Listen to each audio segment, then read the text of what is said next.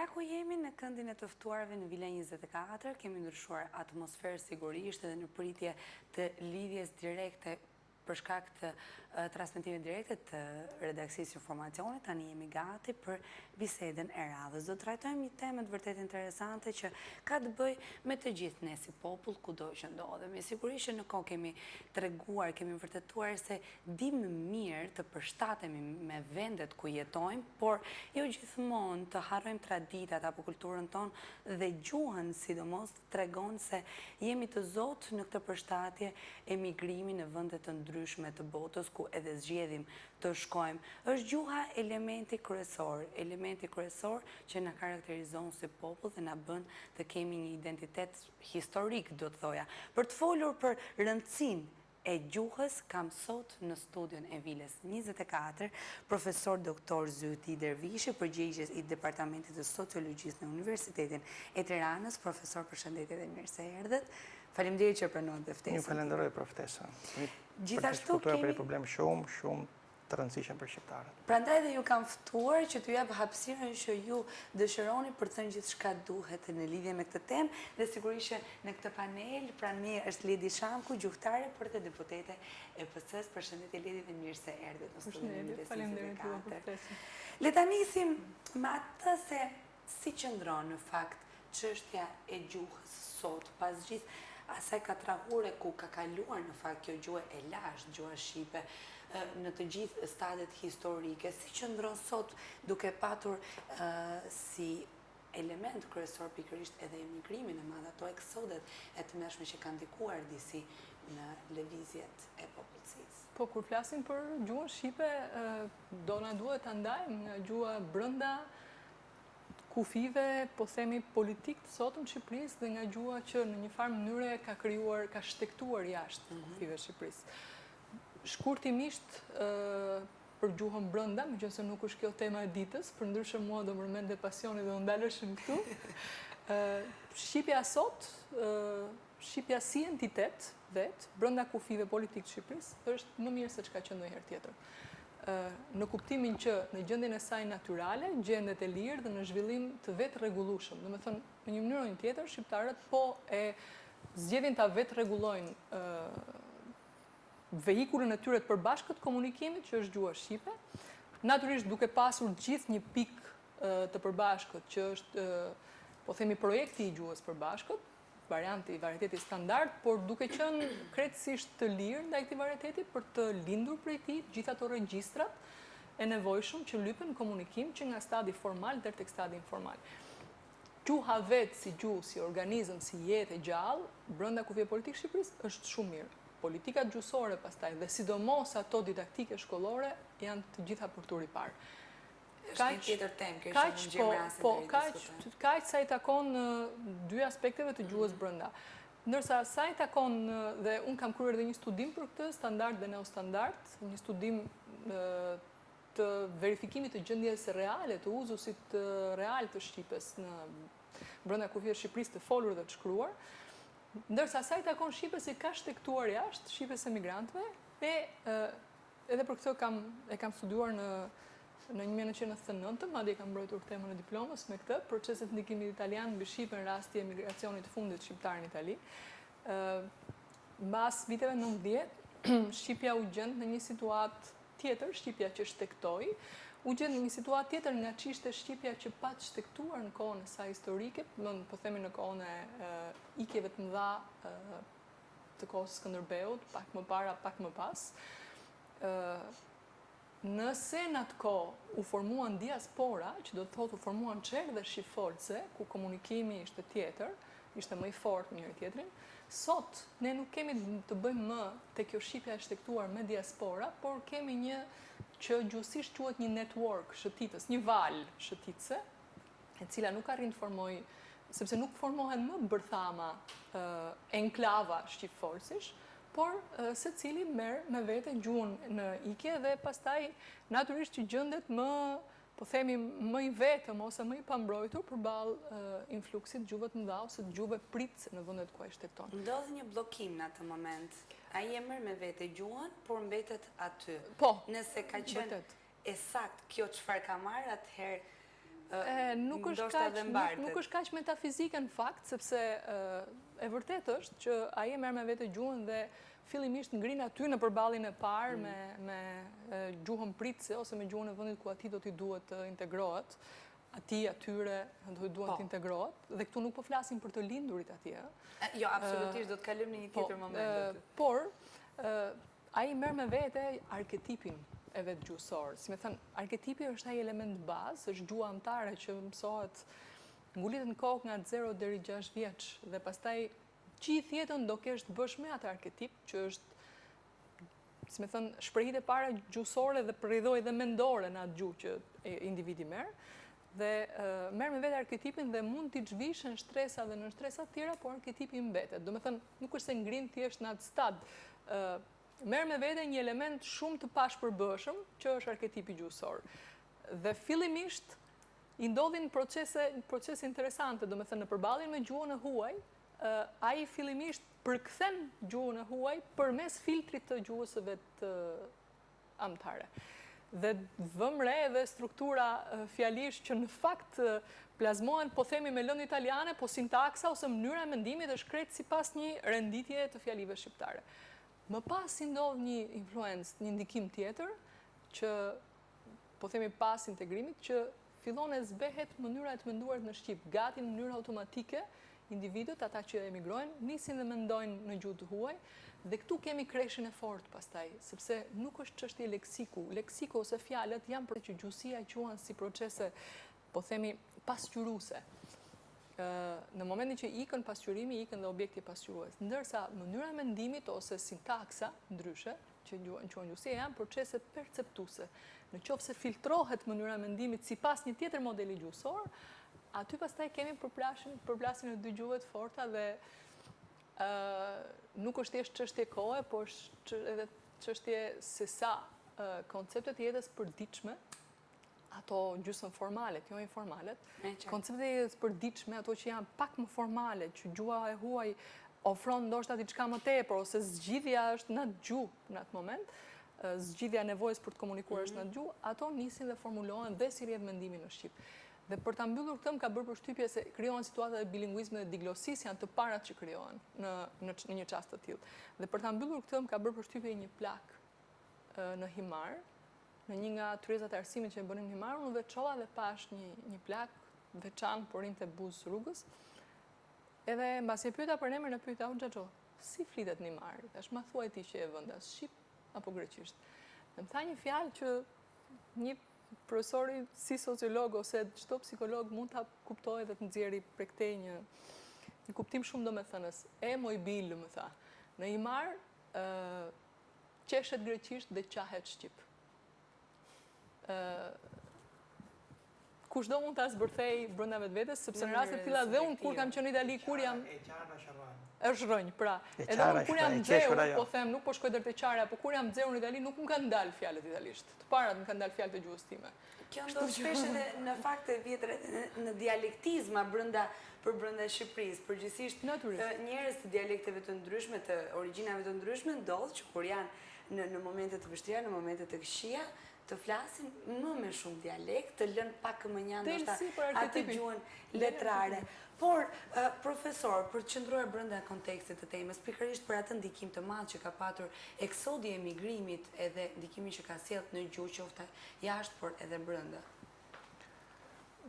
Unë jam marrë me çështjen e emigracionit, sidomos me emigrantët shqiptarë në Itali. Kam jetuar gati 8 muaj mes tyre, kam anketuar shumë emigrantë. Kam botuar dhe një libër që i botuar për herë të parë në vitin 1999, me titull Përshtrimet kryqëzuar në det.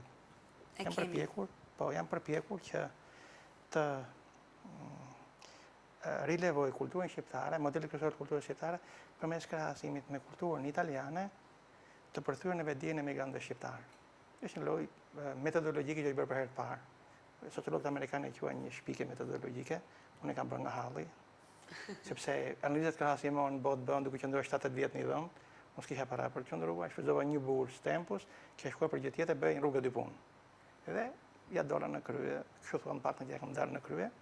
Për ju vetë si ishte, le ta shohim edhe kështu në mënyrë të jetuar personalisht, si ishte për ju vetë, pikërisht përshtatja me gjuhën? Këto që tha profesoresha, unë i quaj të mirë qena të gjitha, sepse ato parimisht qëndrojnë të gjitha, por diagrama e reflektimi të çdo person e këtyre proceseve është ndryshme. Natyrisht, varet nga shkalla e përgatësisë kulturore.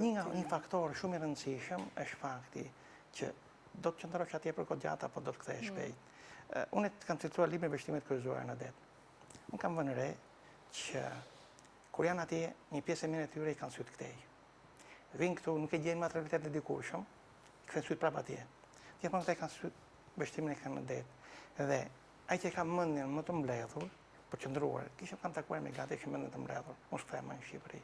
Këto avancon më shpejt me gjuhën italiane dhe tek ta një farë mënyrë gjuha shqipe fillon zbehej më shpejt. Madje kisha nga ata që përpiqen që fëmijët e tyre t'i edukonin vetëm me gjuhën italiane për shumë arsye. Unë mund të them një gjë, me them një farë krenarie. Në Siena, një qytet universitar, me universitet të themeluar në vitin 1240, i dyti në Itali dhe i katërin në Evropë, ka një histori dhe që e shumë, me lavdi në shkencë, për duart e me lavdi, po shumë të thuash të amerikan në kontributën e shkencë, të pa diskutueshme, si të mos të pushën e mjekësisë dhe të jurisprudencës. Në këto universitet, në këto qytet që edhe një universitet tjetër për të huaj. Aty bënë kulturë, gjuhë të huaj, nuk që i nivellit si universiteti parë, por që krijuar një opinion në këtë ma studentësh të huaj, që vinin pothuajse nga tërë vendet e botës, që nuk mund të përdoren rrjedhshëm kohët e përbëra të gjuhës italiane, të folëve të gjuhës italiane. Për të thyer këtë koncept, një profesor italian, unë kam takuar profesorin, merë një vajzë shqiptare, e cili ishte në klasë 6 në atë kohë. E qonte para atyre. Ishte 2 vjetë që jetonte në Siena, e vajza, dhe ajo fliste shumë rrjedhshëm, shumë lirë, me shumë elegancë, një vajzë e brisht, klasë 6. Më thënë vajzë e brisht, ata në duhet jetë rritur, me të fjalë për 96, tani bie kaq vite më vonë. Jam interesuar dhe di që kam mbaruar studimet e larta, është integruar shumë mirë kjo vajza, dhe për të thyer këtë, pra këto njerëz ka një aftësi të veçantë për të përvetësuar gjuhën e huaj. Që ishte italishtja në këtë mes. Kjo është e mira. E mira. Po, a ka një problematik, a ka diçka që humbet në nivel shoqëror, a përbën pikërisht ky emigrim, këto eksode, këto ndryshime? Problemi është ky, që në qoftë se një fëmijë lind në midis italian, e ka gjuhë të parë italishtën, që ka ca veçori krahasim me shqipen, e cila nuk jep shumë mundësi të mësojë gjuhë të huaja, aparatit, folurit, nëse ke gjuhë të parë italishtën, nuk përpunohet aq shumë sa kur ke gjuhën e parë shqipen. Katëre ka një karakterizim shumë interesant për gjuhët. Thot, është merita e gjuhës tonë që ne shqiptarët mësojmë shumë mirë gjuhë të huaja. Unë kam parë në Itali, për shembull, se si fliqin italianët të rusisht, që studiuar në Moskë. Dhe studentët shqiptarë që mësonin rusishtën, ka profesorët italianë që studiuar në Moskë, e flisin më rrjedhshëm rusishtën se profesorët e tyre. Ata bëhen qesharak. Po nuk është faji tyre, është mangësia e gjuhës së tyre në farë mënyrë, në këtë drejtim, sepse gjuha e tyre ka ca përparësi tjera pastaj. Dhe këto pastaj thot Kadareja që të kalosh nga mësimi i gjuhës shqipe në mësimin i gjuhës të huaj tjetër, është lloj sikur një pilot që piloton një avion shumë sofistikuar luftarak në fushë luftimi, të pilotojë një post të thjeshtë. E ka këtëzim natyrisht, krahasim natyrisht. Shqipja ka në të vërtet një strukturë shumë pasur artikulimi ose lujtimi, si rridhoj edhe me një larmie shumë madhe të saj fonemore, po dhe gramatikore, që do të thotë që vetë fakti që ne i ruajmë lakimet dhe zgjedhimet ende, që në fakt nuk janë në një shej progresi, po ta marrim edhe duke referuar Çabejt, po janë thjesht shenjë një lëvrimi të vënd të shqipes, se një gjuhë sa më e lëvruar tjetë, aq më thjeshtuar është në gramatik, ja shif anglishtën për shembull, që është thjeshtuar, është lëvruar kaq shumë sa që gramatikën e ka thjeshtuar, ndërkohë përcaktimin e saktë të kuptimeve mes fjalëve të caktuara e ka shumë më lart si nivel. Pra, shqip folësit janë të prirur të artikulojnë me lehtësi gjuhët e huaj dhe të mos kenë probleme sado e vështirë tjetë gramatika e gjuhës si përthithin. Por për të kthyer asaj që tha profesori, janë disi të rralla rastet kur fëmia ka gjuhë të parë arketip direkt italishten, sepse ne do kemi ose një familje endogamike shqiptare, që do të thotë të dy prindrit me origjinë shqiptare, ose do kemi ende, për këtë stad që është emigracioni, ose do kemi një familje exogamike, ku njëri nga prindrit s'paku do jetë shqiptar.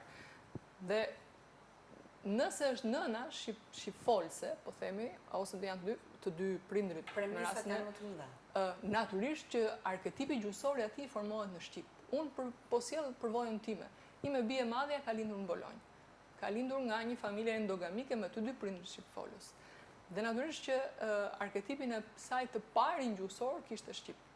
Erdhi një moment kur doli nga shtëpia dhe shkoi në kopësht, dhe aty veshi ishte thyer, kuptohet, dhe aty u përball me një gjuhë tjetër komunikuese që ishte italishtja. Dhe mbaj mend që edhe që se andemi nisi të shqiptonte, se ishte vogël, flasim për një vjeç e gjysmë, nisi shqiptonte dhe fjalët e para, pastaj italisht në format e veta etj. Por nuk e pengon asnjë nga dy arketipet individin. Madje janë, nëse të trajtuara mirë, janë pasuri për shumë e madhe për individin, sepse të nxënit e dy gjuhëve do të thotë të nxënit e dy të gjuhëve njëkohësisht, do të thotë të nxënit e dy mundësive shprese. Dhe prap duke u kthyer si më bie, unë shikoja që meqense fjalori fëminor, leksiku fëminor i fëmijëve në Itali ishte më i pasur se sa leksiku fëminor që ofronte literatura në Shqip, unë shija që ajo përdorte në leksikun aktiv, që është ajo që ne përdorim për ditë, jo thjesht fjalët që dim, pra jo leksik pasiv, fjalë të shqipes që nuk do t'i kish përdorur po të mos dinte italisht. Për shembull, mbaj mend që përdorte fjalët rrëpir dhe gëmush, që një fëmijë në vështrimin tim si gjuhëtare nuk i ka në leksikun e vet aktiv, thjesht e vetëm sepse fjalët cespuljo dhe discesa ishin shumë aktive në leksikun fëminor aktiv. Domethënë, ofronte politikat gjuhësore natyrisht italiane ofrojnë shumë më tepër mbështetje për letërsinë minore. Më ke dalë totalisht në temë. Natyrisht, jam dakord me ato që Dua t'ju tërheq vëmendjen me një moment. Po diskutojmë pikërisht për këto dy anë të medaljes, për ata fëmijë të cilët shkojnë, emigrojnë në familjet e tyre dhe e kanë gjuhën mend dhe duhet të mësojnë gjuhën e vendit ku do të shkojnë, por dhe për ata fëmijë që ndodh të lindin jashtë dhe do të kenë Kemi një intervistë tjetër, dy vajza që na tregojnë dhe na shfaqin pikërisht këto dy anë të medaljes. Do ta zhvendosim pak vëmendjen nga studia e Vilës 24 në një tjetër ambient, një intervistë shumë e shkurtër me dy mikesha, do të thoja të vogla. Ndiqeni dhe rikthehemi sërish në studio.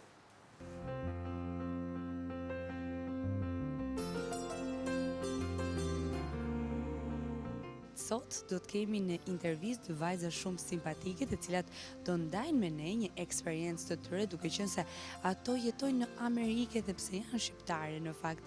Alisa, përshëndetje. Përshëndetje. Dhe gjithashtu Dasara. Përshëndetje. Faleminderit. Sa vjeç je ti Dasara? Unë jam 9 e gjys. 9 e gjysmë, ndërkohë që Alisa është më e vogël. 8 e gjys. 8 e gjysmë. Tani, unë di që ju jetoni në Amerikë. Po. Për gjithmonë keni jetuar në Amerikë? Po. Dhe me thënë ti ke lindur atje? Unë kam lindur. Po, Shqipen si e ke mësuar? Mësuar nga gjyshja ime që vinte vit nga vete Amerikë, kushërintet që pash gjithve për verën. Po mirë, kur vjen ti në Tiranë, e ke të vështirë që të flasësh shqipe dhe ti kuptosh të gjithë njerëzit, miqtë dhe të dashurit të tu? Po. E ke, ha? Po. Ta pyesim një çik dhe Dasara, po ti ke lindur në Amerikë? Kam lindur në Amerikë, po jam rritur në Shqipëri. Je rritur në Shqipëri? Do me thënë, e ke patur pak më të lehtë që të mësosh shqipe? Po, për që të mësoj anglisht ishte më e vështirë se nuk isha shkuar atje donjëherë. Edhe që ta mësojsha për herën e parë ishte një qik e vështirë që të komunikojsha. Do me thënë, kemi dy vajza të cilat njëra ka mësuar Alisa Dasarën të mësoj anglishten, e ndërkohë, besoj dhe shpresoj Dasara ka mësuar pak Alisën në Shqip. E ke ndihmuar ti? Po. Alis, me sa di unë, se më kanë treguar për të, ti ke dhe një mënyrë tënden të mësuarit Shqip të vetë. Do me thënë, ke kërkuar në shtëpi që të kesh në kompjuterin tënd një program për të mësuar Shqip. Po. Kujtja kërkove? Kërkove babi ime u pyes, mund të kem kështu për të shikoj si mund të mësoj më shumë Shqip edhe më lirë. Me njëherë babi e bëri të mundur që ti të kishe programin, po pse deshe ti që të mësosh Shqip më mirë dhe të kesh një program që të studiosh vetë ditë pas dite? Se atëre, se mami dhe babi ime ka lindur në Shqipëri, edhe unë mendova që mund të flas, sepse në shtëpi sa herë flet anglisht. Atëre unë mund të mësoj Shqip edhe mund të flet gjithmonë me mami dhe babi. Do vazhdosh ti gjithmonë që të lexosh Shqip dhe ta perfeksionosh Shqipen tënde dhe të jesh shumë shqipfolëse e mirë. Po. Merr shumë libri në Shqip, ble sa gjëra që mund të mësoj Shqip. Ka një libër që të pëlqen më shumë në Shqip?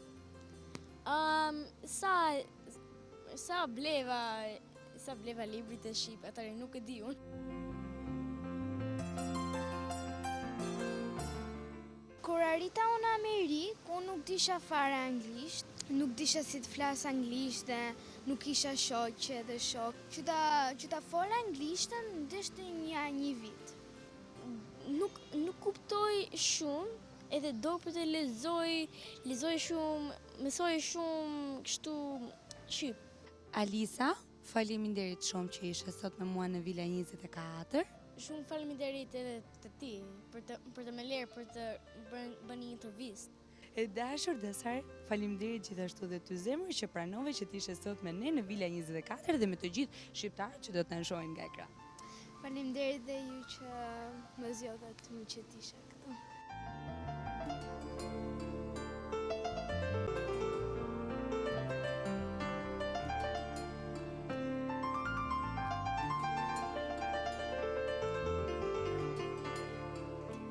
Fiks rasti i Alisës dhe Dasarës, dy vajza që ju e dëgjuat, ato shprehen dhe folën qartë, folën në Shqip, po një Shqipe jo dhe aq e pastër, një Shqipe që duhet ende strukturuar dhe mësuar.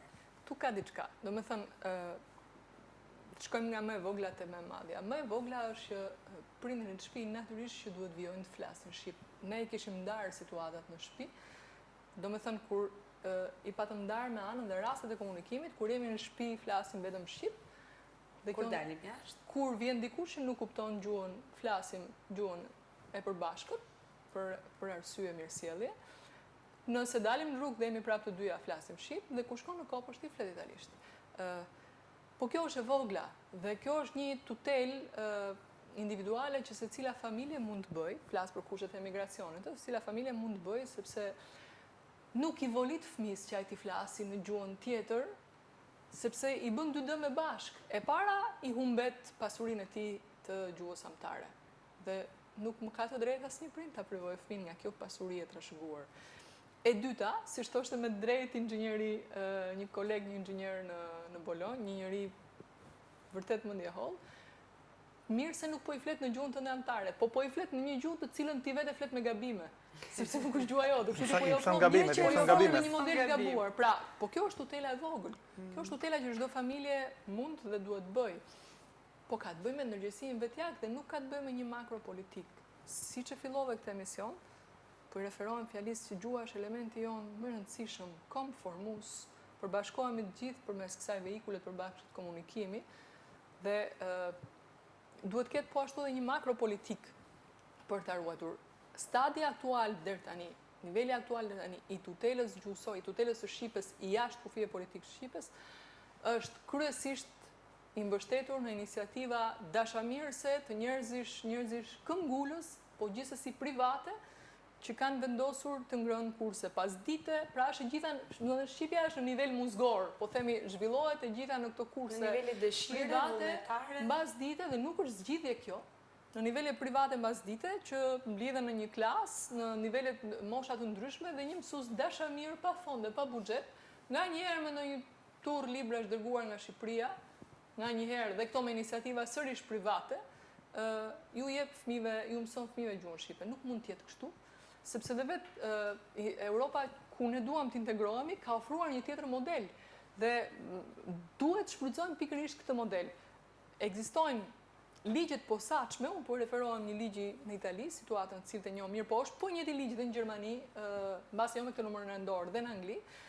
Në Itali quhet ligji 482 dhe është ligji për pakicat gjusore.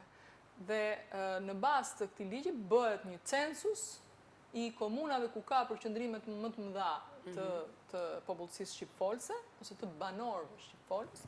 Dhe atëherë, sistemi arsimor është kaq fleksibël sa që kemi, po ashtu është në Shqipëri tani, në këtë pikpamje, pra kemi lëndë me të detyruara dhe lëndë me zgjedhje. Në lëndët me zgjedhje hyn pak a shumë feja ose muzika, një vegël muzikore, ose një tjetër gjuhë huaj, ose një tjetër nxënje gjuhë, por janë brenda, të kuptojmë, janë brenda orarit mësimor, këto nuk janë që nxënësi mbaron shkollën dhe kthehet mbasdite prapë në shkollë, se është pa kuptimt.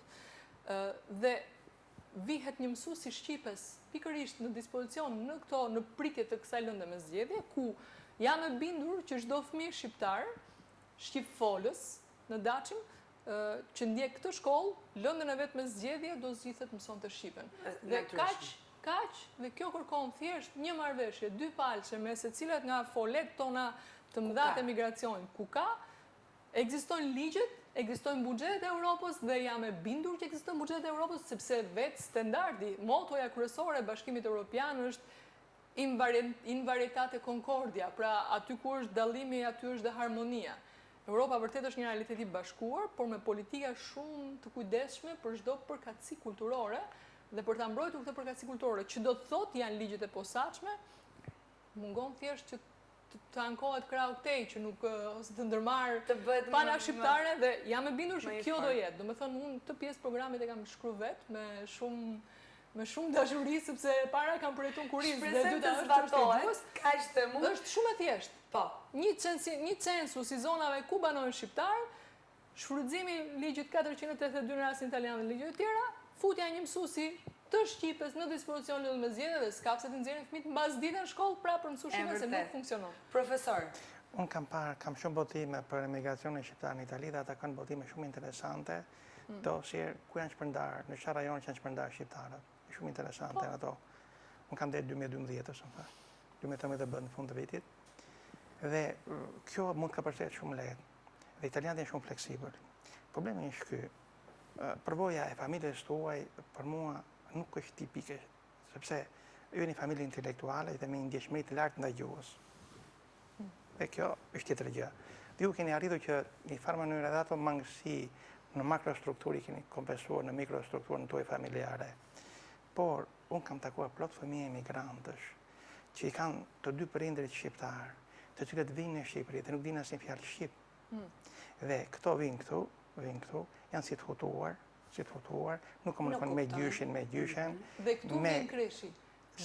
Dhe këtu vjen, dhe ky çast duhet shfrytzuar, se sado i pa zhvilluar ose i pa kulturuar të një prind, në momentin që shikon që midis babait ti dhe fëmis ti, pra midis gjyshit dhe mbesës, ka nevojë për përkthyes, këtu përthyet çdo mendje pastaj. Po profesor, nuk ketë edhe ndikim kompleksiteti për të përshtatur vendit e problemi është ky, që kjo mas njerëzish, që nuk arrin të integrohet atje, i ka syt këtej. Këtu nuk vinë dot për arsye se nuk dinë gjuhën.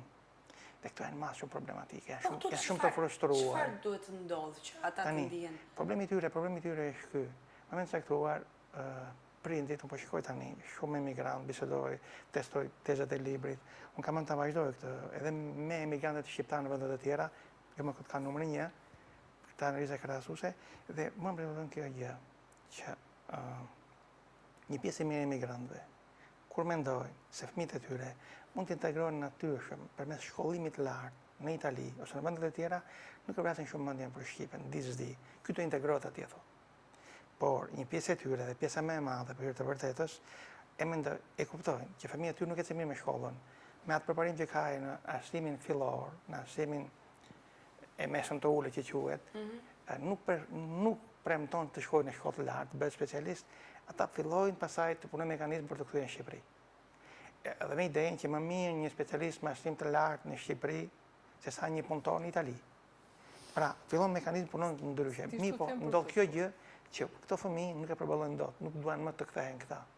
Ta mësoj sa modele sjellje, modele kulturore të tjera. Sepse ka një grosht të madh edhe për vetë faktin që do të duhet përshtaten të rritë në por atje ndjen të frustruar. Duhet them thjesht që të cila do përkisnin. qoftë mungesa e vullnetit prindëror ose familjar, nuk besoj se shkon deri në atë pikë sa ti bjerë ndesh edhe ofertës shtetërore për ta pasur gjithsesi shqipen, se nuk të pengon shqipja të integrohesh. Jo, nuk pengon. Do të thënë Përkundër të jep ata më shumë shanse.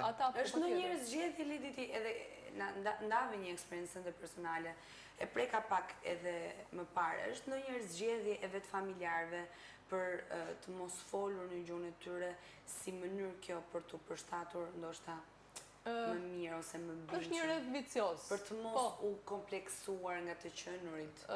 Është një rreth vicioz. Kam hasë edhe unë në anketimet e mia situata prindër që flisnin ende pa u bërë dhe me fëmijë, qëllonte që flisnin kjo quhet mixed idiom, gjysmë italisht, gjysmë shqip në shtëpi. Thonë italianët e un gatto che morde la coda, do të thënë është një maçok që kafshon bishtin e vet. Në momentin që vjen një fëmijë në familje dhe ky fëmijë rritet pa përkatësinë gjuhësore, do bëhet vetë incentivues që këta nëse kanë folur dhe tani një mixed idiom, gjysmë shqip, gjysmë italisht, të flasin vetëm italisht në shtëpi. Natyrisht italishten e çalt të një digloti, ku këmba e çalt për ta do jetë gjithmonë italishtja, se është një gjuhë e mësuar në moshë të madhe dhe natyrisht nuk është gjuha e tyre. Pra fëmia do flas gjithmonë më mirë, duke kriju ndoshta pa e ditur as ata, duke kriju dhe ndjenja kompleksin ndaj fëmisë që natyrisht gjuhën e vendit ku lind dhe mëson që fëmijë. Pesh për këto thuhet që e mësojnë gjuhën e vendit ku emigrojnë përmes fëmijëve të tyre. Edhe ndodh. Tashti, ajo që mua më shqetëson është që gjitha kjo është në rënje të lirë, do me thënë do familja, dhe kjo pyetje për mua nuk shtrohet nëse familja si bashkangjitet dhe oferta shtetërore. Sepse nuk besoj të ekzistojë asnjë familje shqipfolse, ose të paktën me një prind shqipfolës, që do mbyllte syt përballë një ofertë shkollimi edhe në gjuhën anëtare. Jemi shumë të ndjeshëm ne tek çështja e gjuhës, pikërisht është elementi ynë thelbësor që na bashkon. Kështu që ndoshta jo të gjithë, varësisht nga përkatësia kulturore, janë të ndjeshëm deri në atë pikë sa të luftojmë vetë me mjetet e veta, pra të gjejmë vetë programe, të përcaktojmë vetë politika gjuhësore etj. Por nëse ka një ofertë si kjo që unë them, që bashkangjitet një mësues shqipfolës në shkollë, dhe ai ka orën e vet të shqipes, që zgjedh ta bëjë lirisht me dëshirën e vet, në një marrëveshje dypaqe, nuk ka natyrisht. Nuk ka asnjë prind që në këtë pikë të bëhet pengesë. Do ta refuzonte, normalisht. Le të mos e lëmë në rrjedhje të lirë. Është kaq e shtrenjtë. Ta modelojmë. Po, është kaq po se ai ti them unë çdo individi që shikon, nëse ti ke një problem shëndetësor, lëre rrjedhje të lirë se ndoshta ligji i evolucionit bën vetën të shpëton ose të shpëton jo.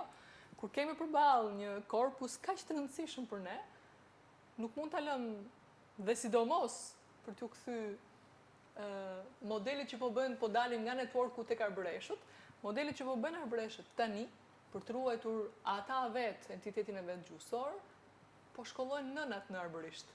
Sepse është gjuhë anëtare, duhet kaloj si e Kam marrë dy kategori arbëreshesh unë, kam takuar edhe atje, edhe në Italinë e Jugut, një pjesë e arbëreshëve, sidomos gra të martuara me italian, që të shkolluara, njëri ishte kirurgën si jena, goxha potente, këto e flisin pak shqipen dhe për hir të vërtetës nuk ishin në dëshirë të madhe të identifikoheshin si shqiptar.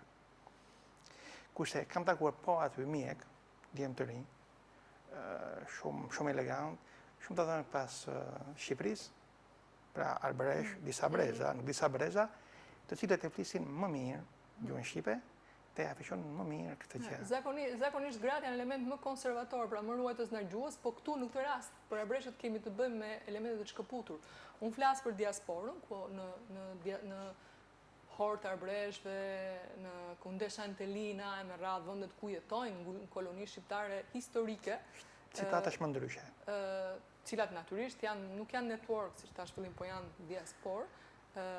Ata kanë ndërmarrë një politikë të vetëdijshme të shkollimit të nënave në arbërisht, përse tek e fundit shqipja është gjuhë amtare për ata. Sigurisht. Kjo dhe për edash jo thjesht si model, por për të thënë që duhet një ndërhyrje nuk mund të rrimë në 10 lirë dhe nuk do rrimë në 10 lirë. Shumë mirë. Aty ku ka përqendrime, le të ofrojmë mësuesin e shqipes. Ky ishte premtim. Mua më vjen mirë që gjithashtu dhe shpresoj që një ligjvëndëse e rëndësishme e ngrën me kaq forcë të problem. Pikërisht. Dhe unë besoj që do luftoj fort atje ku do të luftohesh, do luftoj në strukturë, jo jashtë strukturës. Dhe të realizohet. Dhe kam përshtypjen të ketë një mbështetje të fuqishme nga shumë intelektual, që duhet mbështetur. Profesor, ishte gjithë koha që kisha në dispozicion për këtë temë. Unë ju falenderoj, me të vërtet ishte një kënaqësi që ju kisha në studio për të ndarë bashk pikërisht një problematik që na vjen nga gjuha dhe nga emigrimi. Ju falenderoj që ishte sot me mua në studio. Unë falenderoj për ftesën. Ledi, faleminderit gjithashtu që ndave me ne, jo vetëm mendimet e tua, por gjithashtu edhe eksperiencën e jetuar vetë. Besoj që shpresoj shumë në radhë të parë që gjithçka the të realizohet dhe gjuhësia është pasionim. Shqipja është diadema e këtij pasionit, kështu që do të shkoj në vend. Miqtë e mi, faleminderit ju që qëndruat me ne në këtë transmetim të drejtë për drejtë të Vilës 24. Shpresojmë t'ju kemi dhënë një ngacmim për gjithçka ju intereson dhe ndahemi këtu bashkë sot për të takuar sërish nesër.